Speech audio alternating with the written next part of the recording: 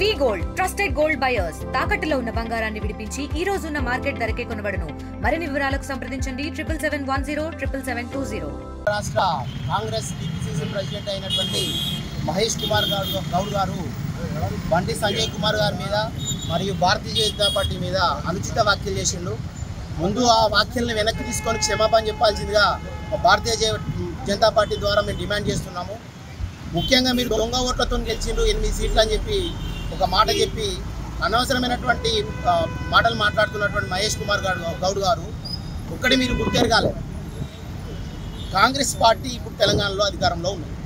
అదే సమయంలో మేము దొంగ ఓట్లు కనుక తీసుకొచ్చినట్టయితే తెలంగాణలో అధికారం మాదే అయింది. కాంగ్రెస్ పార్టీ అధికారంలోకి వచ్చి మీరు ముఖ్యమంత్రి సీట్లో మీ పార్టీ కూర్చున్నారు. కాంగ్రెస్ పార్టీ సంబంధించినటువంటి దొంగ ఓట్లతో ఇప్పుడు అధికారంలోకి వచ్చిందని మేము అడుగుతున్నాం, ప్రశ్నిస్తున్నాం. మీరు దొంగ ఓట్లతో గెలిచి కాంగ్రెస్ పార్టీ తెలంగాణలో అధికారం చేజిక్కించుకుందని అడుగుతున్నాం.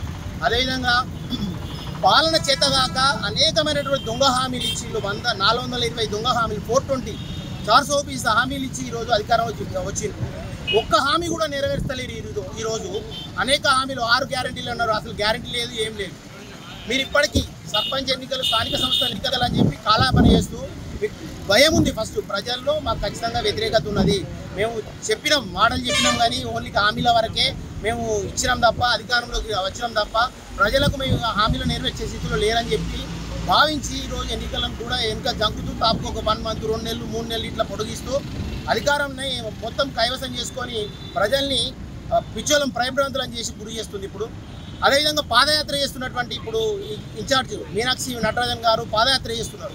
ప్రజాహిత యాత్ర అని చెప్పి చేస్తున్నారు. మీరు ప్రజాహిత యాత్రగా చేసేది ప్రజారహిత యాత్ర చేస్తున్నారు. ప్రజలను పట్టించుకోకుండా ఇచ్చిన హామీలను మరచి ప్రభుత్వం నటిస్తున్నారు. అధికారం చేజిక్కించుకొని ప్రజలను అన్యాయంగా అక్రమంగా మాటలు చెప్పి ఈరోజు కాంగ్రెస్ ప్రభుత్వం పరిపాలిస్తుంది. ఖబర్దార్ ఇట్లాంటి వ్యాఖ్యలు ఇంకొకసారి సంజయ్ కుమార్ గారి మీద, బండి సంజయ్ కుమార్ గారి మీద కానీ, భారతీయ జనతా పార్టీ మీద కానీ మాట్లాడితే మాత్రం రోడ్ల మీద తిరగనీయకుండా మేము ఎదుర్కోవాల్సి వస్తుంది మీరు అని చెప్పి మేము ఈ పరంగా మీడియా ముఖంగా మిమ్మల్ని హెచ్చరిస్తున్నాం. తెలుగులో న్యూస్ కి ఫాస్టెస్ట్ యాప్ ఇప్పుడు టోటల్లీ న్యూ అవతార్లో జస్ట్ 5 seconds లో కంప్లీట్ న్యూస్. సోషల్ మీడియాలో ట్రెండ్స్ కి one stop solution. Live TV app voice search option తో ఇప్పుడే డౌన్లోడ్ చేయండి లేదా అప్డేట్ అయిపోండి. యాప్ లింక్ డిస్క్రిప్షన్ లో ఉంది.